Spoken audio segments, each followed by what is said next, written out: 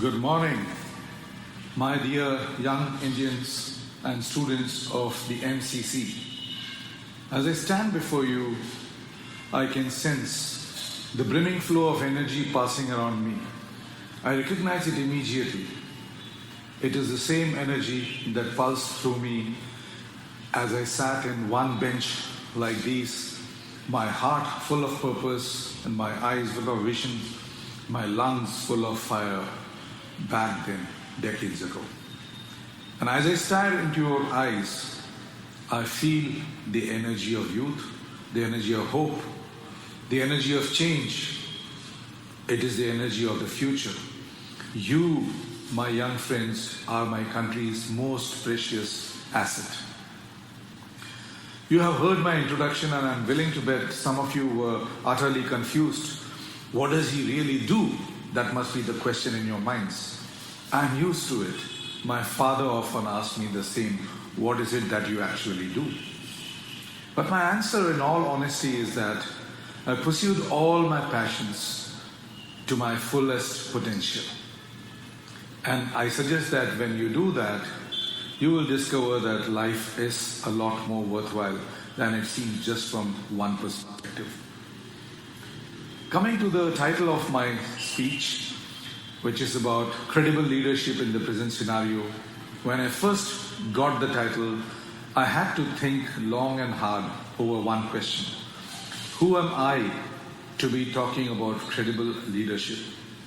How can I stand in the same place as stalwarts who have come here and spoken to you, including our beloved Dr. Abdul Kalam, the former President of India? My first reaction was to humbly decline. But then the little friendly voice inside said to me, wait, this is not about you, this is about them. And then I saw this topic from your eyes. And the question was, given our present scenario, what is the type of leadership that we young Indians need? And how credible is our leadership? And how do we know and test the leadership? With that approach, my speech became more of an introspection on three things. One, where we are and where we wish to go. In other words, the aspiration of the 300 million young Indians. The second, how do we get there? What are the decisions to be taken? The question of resources and choices. And third, who should steer us there? And why should we get there? In other words, the question of perspective and leadership. Let's begin with that first question of where we are and where we wish to go, the present scenario or the emerging scenario for young Indians. When I was 21 years old, all I wanted was to get out of college and get into some money to fuel all my rising and repressed wants. A nice vehicle, a cash-filled purse, there were no credit cards back then, fat enough to impress somebody, and for a low-risk taker, a permanent job with a decent company seemed the easy ticket to a good life. Looking back, it seems a very narrow and naive view of life, right? But that was the scenario for me back then. And what about our country? India was only 35 years old, in the prime of youth, you might say. The canvas was blank and rich with potential. My generation as youngsters did not have the baggage of the freedom struggle. For us, the battle had already been won. The English had gone. 600 kingdoms had coalesced into one nation of 300 million people, bound by an abstract but lofty idea of unity amidst diversity. In truth, it was a time for selfish individualism. It was like gold digging, each man to his own, first come, first served. But they seemed enough. They seemed enough for everyone. We felt our turn would come, although one had to wait a bit. What really made the difference back then was how quickly you got your things. Who you knew in high places seemed to make a huge difference. Connections and networks mattered as much, if not more, than talent and hard work. That India is now 70 years old. It's a senior citizen. The people who conceived that India are either dead and gone or hurtling into dementia and senility. Meanwhile, the canvas has become rather crowded. We are today 4 times the population, laying claim to the same or shrinking amount of land, water and air as we were back then.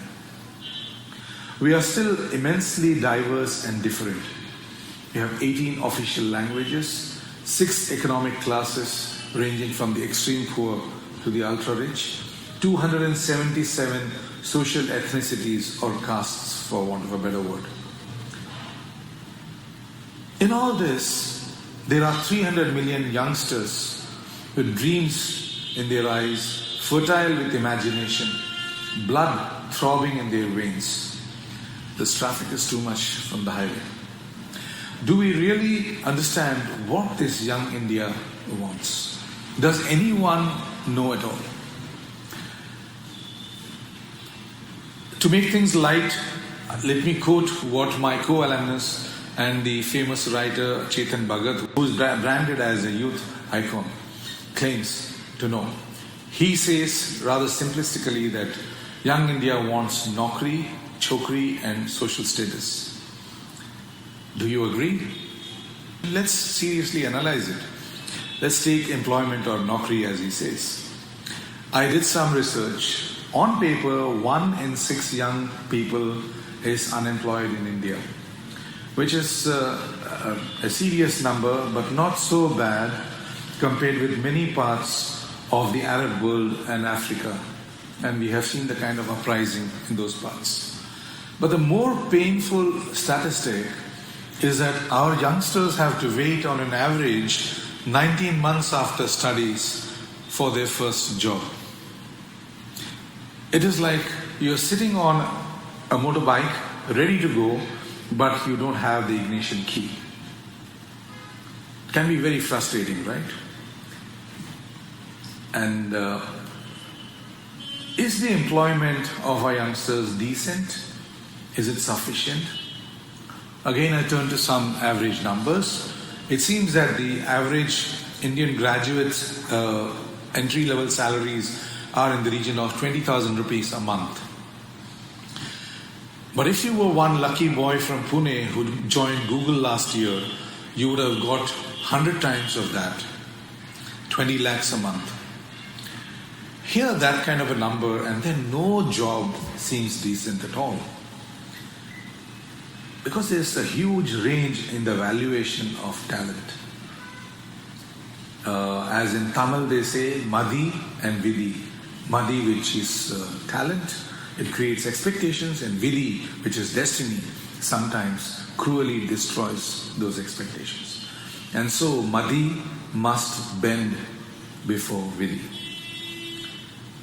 So what does it mean? It means that naukri or a job is not just about having a physical job, but having a job that you feel values your talents appropriately, fairly and well. Let's turn to the second number, which is chokri or partner. According to a Hindustan Times March survey, which was published about a year ago, I was somewhat surprised to read that 49% of youngsters are into relationships. The cities of Delhi, Chandigarh and Kolkata lead this number at 67%. But our Chennai is somewhat low on the ladder. It's at 35%. Maybe we Chennaiites are slow on the pickup and the connect aspects of relationships. But here is the hypocrisy. Love seems to be important to all, but it is certainly not a thing forever. Partners seem to have shorter spans, more like cars and durables. And it seems that 1 in 3 are cheating on their mates. That says something about commitment and taking responsibility for such an important relationship in life. In a lighter vein, in my time, patience was seen as a virtue. And to the third point that Chetan makes, It's about social status. I tried long and hard to try to define it, and finally, I only used 4 proxies: education, money, power, and mass popularity. Let's take education. The numbers say that 5% of the Indian population is graduate. So given the fact that about 40% of our people are below adulthood, that's an average of 1 in 12 adults being a graduate.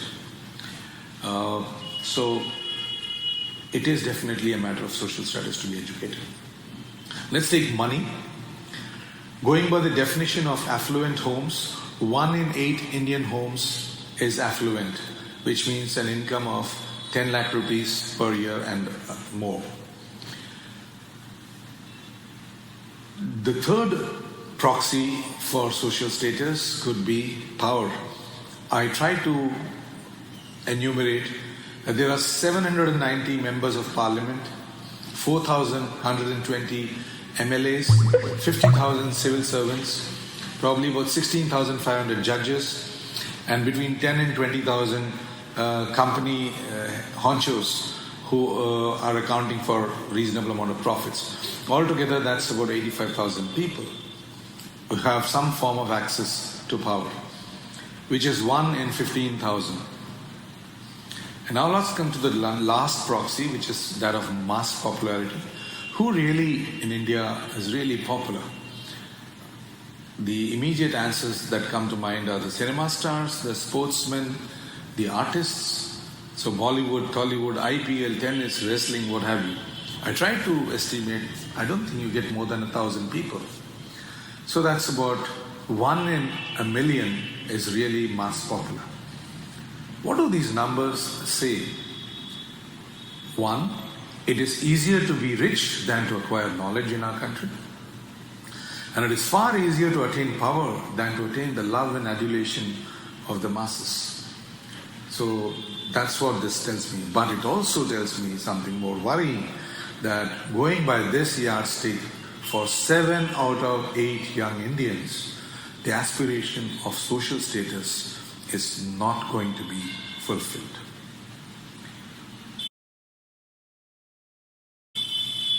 What does this mean for their self-worth? My own biggest struggle in life, honestly, has been the lack of self-worth. No matter what I achieved at various stages, my mind, or at least my ego, constantly taunts me, what have you got to show for yourself? In the beginning, it was highly motivating, but over the years, no matter what success one has had at work or in the personal life or in society, the question has remained the same: what next? What next? What next? And the carrot of fulfillment always dangles before me like an illusion of hope. But in truth, it is always out of reach. That's a kind of sad state of affairs, right? But there is another interesting thing here. I try to understand, is there something wrong with me or something wrong with the overall thinking? You're all economics students. Economics talks about unlimited wants and scarce means, right? Which means that the things that are wanted by most people become scarce. But I think there's some reverse play out here. I feel that at times it is scarcity that seems to determine our wants. We seem to want the things that others cannot have. Why? Because scarcity creates an association with exclusivity. The whole world of marketing seems to thrive on this perception of exclusivity. I am worthy because I have what you don't have. I am useless or worthless because I don't have what she has. Is there a better way of finding self-worth if we are not blessed enough to be popular or powerful or educated or rich? What I learned from interactions with several young people like you is this. Young people essentially want 5 things. 1, a clear direction and purpose in life. 2, an opportunity to contribute, that is to give or to give back. Three, dignity of work, an approval or endorsement of the fact that we count. The fourth, and this was very interesting to me, a balance between self-interest and the collective good. So the young of our country have their hearts in the right places. And to help this all, they seek role models to show them the right perspective, to give them the right values. Does that sound sensible? That makes sense? I guess so, because when I was your age, I too felt the same way. I really wanted something to believe in so that I could set my sights after it. And so, to sum this, I feel we all seek work, we seek love, we seek recognition, as Chetan says, but then we are also externally oriented. We seek a direction and purpose, and we genuinely want to contribute.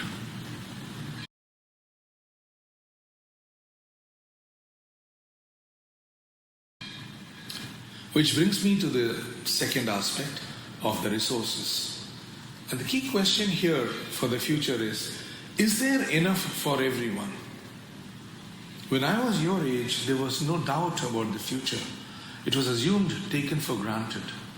We were told that there is an endless opportunity right up to the horizon for everyone. 35 years later, economies have grown, opportunities have grown, but I am somewhere not sure.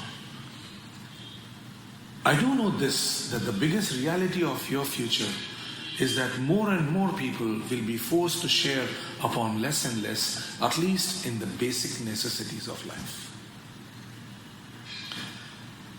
I say again, our population is now 4 times on the same land area as we had when we started as a country.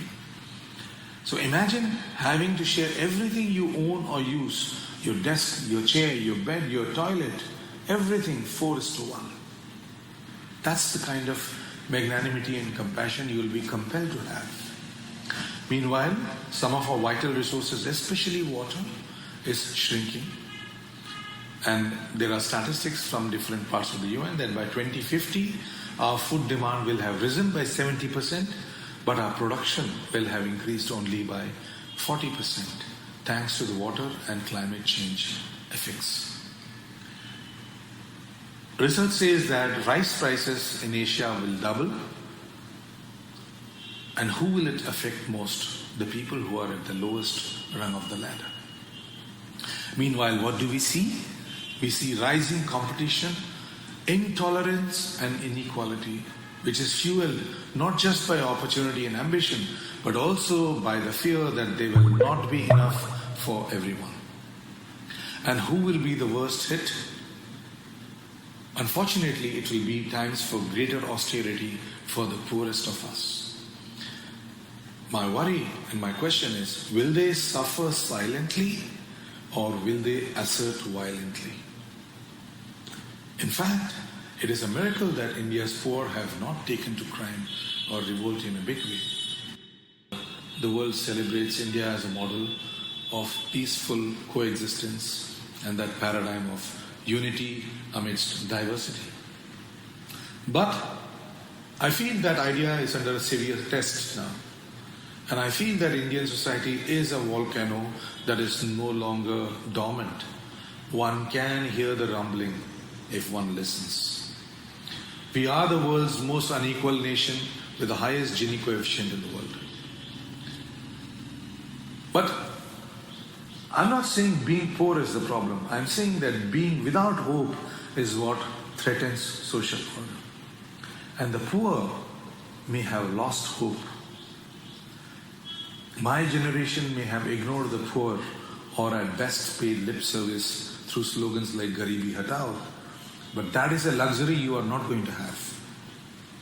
We can already see that the poor are losing tolerance. How many of you have seen brand new cars with a mysterious long scratch on the side door or on the bonnet? It has happened to many of my cars. And then I discovered that it was the street urchins. They had sharp metal wires in their palms. And so whenever I see a scratch on a new car, I know it's some child at some street crossing venting out. I shudder when I think of that child's sense of justice. He is not going to turn to a court to settle things. My biggest fear over the next 20 years is an angry uprising of India's poor. When that happens, there will be nowhere to hide. This should be one of your biggest concerns. Your problem will not be just how to make wealth, but how to hold it all together.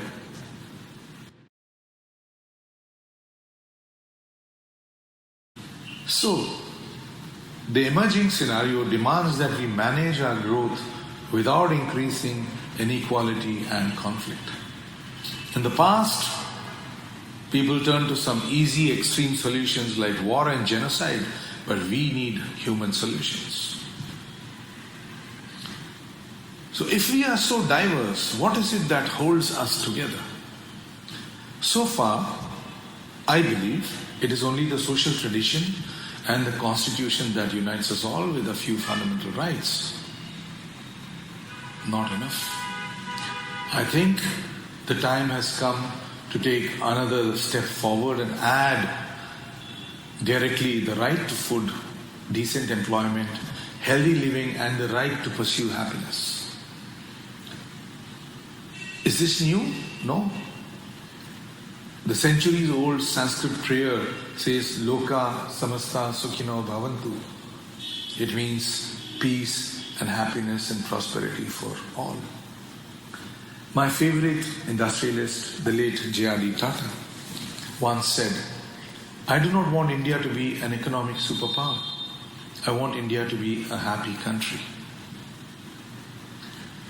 It means that as India aspires to grow faster than China or to make more billionaires than the US, we also need to ensure that no Indian shall remain poor or hungry and no Indian shall remain unemployed or unhappy. J.R.D. also used to say, no success or achievement in material terms is worthwhile unless it serves the needs or interests of the country and its people and is achieved by fair and honest means. People like him were super wealthy but also altruists at heart and loved by the masses. Their work made millions of lives better and made the country proud and self-reliant. I wonder how many of you knew that Air India, when it was run by Mr. Tata in the 60s, was voted the world's best airline thrice. His spirit was that of nationalism and corporate philanthropy, the strong in service of the weak. At the core of it, a spirit of fair play and compassion, in which the rich does not have to feel shame or guilt, and the underdog does not have to feel shortchanged and left out. That same spirit drives the UN's core principle of the Sustainable Development Goals, the principle of leave no one behind. What does it mean for us in concrete terms? SDG 1 aims to eradicate extreme poverty by 2030. For India, it means that a minimum of 12,000 rupees of monthly income for every family of 4. And the universal goal of SDG 1 cannot be attained if it is not attained in India, because half of that population is in India. Another important goal is SDG 8, that of decent, full and productive employment for all.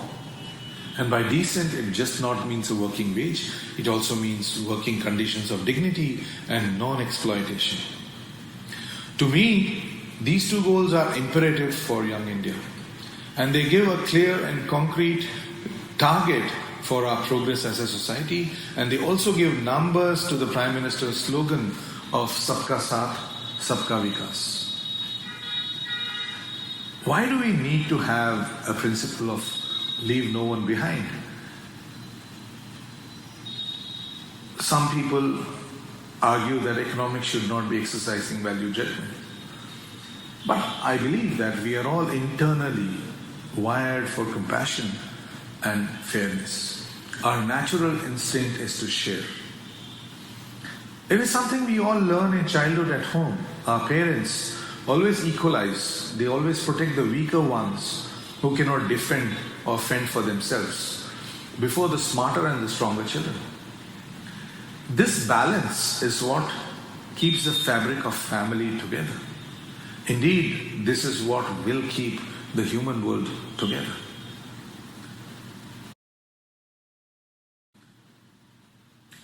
So here we are amidst growing opportunities, amidst growing inequality. And there are two alternatives always before us. In case of India, the traffic again. In India, the growth of 10% or zero poverty and zero unemployment. What would we choose if only one of these two goals were possible? What is your vision for young India? An inclusive, harmonious India, or just a richer, faster, bigger India? You need to ask yourself that question. And then that will help you ask what kind of leadership will help you define and attain it. But before I get into the issue of leadership, I need to also distinguish between icons, role models, and leaders, for they are not the same. And in India, we often confuse the two. An icon or a role model, in my view, is an example of individual excellence in some chosen field, whereas a leader is one who is tasked with an official responsibility for others. And as I said, in India, we have a culture of mixing the two. In fact, we so readily entrust celebrities, especially film stars, the reins of national leadership. Why? It is because we connect with what they stand for and fight against on the screen, but we mix up the real life characters with the real life persons they are. With sportsmen, our admiration again comes from the visible struggle. We see in real time how they fight for victory. Another role model is the businessman, but that story is all about how they created wealth for themselves and in some rare cases also for thousands or millions of others. All these three types of icons have had some chance at policy leadership on our country. But how has their track record generally been? I would say, with the exception of Tamil Nadu, how successful have celebrities been in the seat of government? It's a big question. And why is it so? Again, my views. Firstly, due to a flawed assumption on our part. Somebody hits 100 cricket centuries or acts in 200 movies so he can solve the problems of our country. It's a flawed assumption. I see with some amount of humor I sometimes see with an amount of wonder that one minister in our cabinet, he was a playback singer. There must be some logic. Perhaps it is better to have a playback singer as a minister than have a minister do playback singing. But a more serious observation. Most of the celebrities are enormously wealthy and live the high life. Do they really represent your aspirations? And after so much of success and wealth, do they still know what it means to stand in our shoes? Some days ago, there was a debate on prime time television that some celebrity sportsmen and film stars hardly attended parliament in the past 4 years. It raises huge doubts over their sincerity to us. On the other hand, role models have huge power to sway the masses and can use it for good results. Take Dr. Amitabh Bachchan's immense success with polio and now the Swachh Bharat campaigns. He can easily get away standing there on television and scolding villagers for dirtying their streets. What gives him that kind of a sweep and sway over people? As our own superstar Rajini says, it is the Anbu Samrajyam, or the kingdom made from love.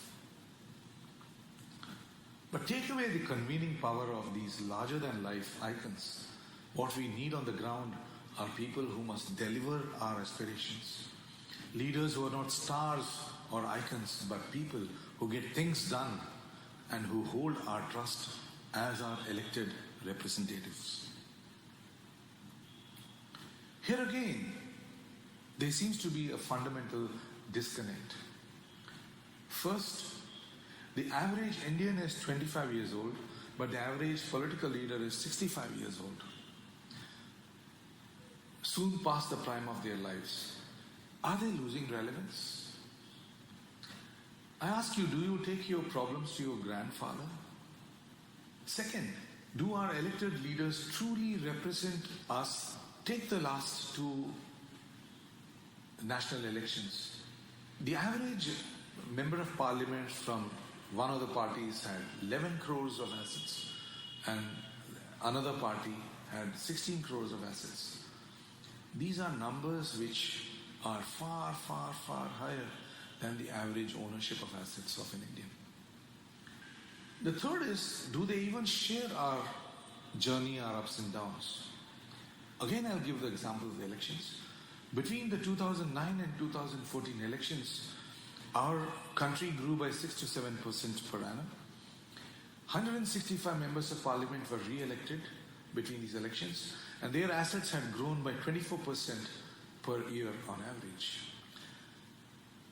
So for an office of no profit, public service seems to be quite profitable, and I wonder how. Lastly, in the 2014 elections, 34% of the MPs filed election affidavits that they were facing criminal charges. Okay, they were not convicted, but facing criminal charges. I'm not accusing, but I'm merely asking aloud. Are rich people and criminals coming into politics, or is politics breeding rich people and criminals? Does all this sound pessimistic? Yes, it should. And who is responsible? Me? You? Did we ask ourselves what we truly seek in our leadership? Did we exert a genuine choice or merely chose between the bad and the worse? At the same time, we may also have had unrealistic expectations. We expect our leaders to be superhuman, and we set the standard so high that no one is surprised when they fail. So in my view, we also need to humanize our leaders in three ways. First, a leader is not supernatural.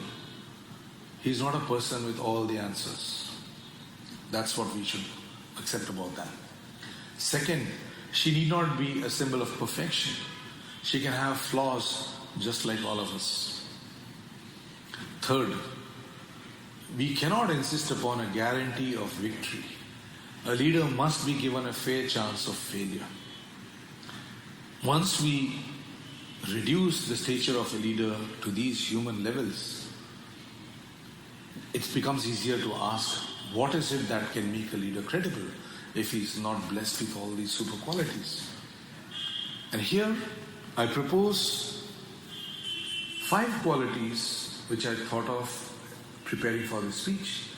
5 qualities which everyone can have. We don't have to be born with these qualities,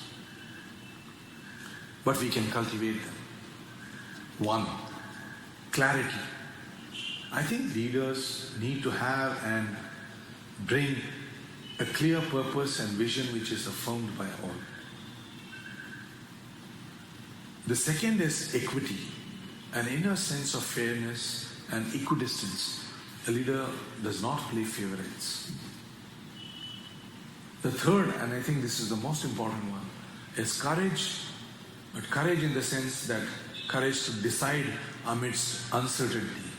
And more importantly, the courage to exercise a choice between 2 imperfect paths. It's always easy to select between 2 goods because there's nothing to lose. It's very easy to select between a good and a bad because it's clear. But real courage is about exercising a choice between 2 imperfect paths or 2 bads. The fourth quality is integrity. There should be no question about a leader's personal agenda. There should be no hidden agenda or stake or an axe to grind.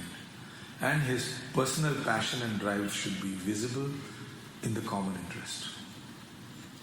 The last, it's easy, it's accountability. A leader has to own responsibility not only for her actions, but also actions taken in her name. So that's clarity, equity, courage, integrity, and accountability. CEICA.